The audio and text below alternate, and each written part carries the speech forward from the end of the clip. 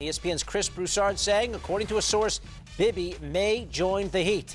The veteran point guard has reportedly agreed to a buyout with the Wizards, a team he was just traded to, giving up some money in hopes of winning a title at the end of his career.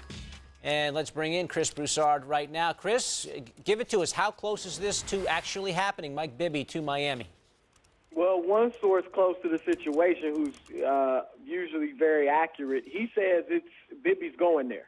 And that he's going to play a prominent role, maybe even start there. Now, I talked to Bibby's agent, David Falk, and he said that nothing's been settled yet. Miami's among the teams he's looking at, but he's also looking at Boston, the Lakers, Portland. So we'll see what happens. But when you look at the different situations, Miami, it looks like in Miami, Bibby would play a more prominent role. He'd obviously be a backup in Boston to Rajon Rondo, and his minutes would be limited. You got Delonte West there as well. The Lakers, you've got Derek Fisher and Steve Blake.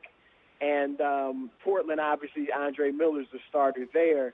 And they're not quite as close to a championship as these other three teams. So Miami would seem to make sense because whether he would start or not, he certainly would look like he'd have a shot at breaking into that starting five. Mario Chalmers is started right now, but Bibby's playoff tested, playoff proven, can hit big shots.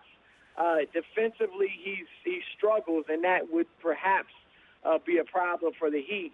But right now, they would welcome a floor general who could give them some much better offensive execution. Bibby did that a couple of years ago when he went to Atlanta, and they raved about the leadership that he brought on the floor and off, and they could use some of that in Miami right now. Yeah, perhaps the piece they do appear to be missing. Chris Broussard giving us the latest. Again, a source says that Mike Bibby is headed to the Heat.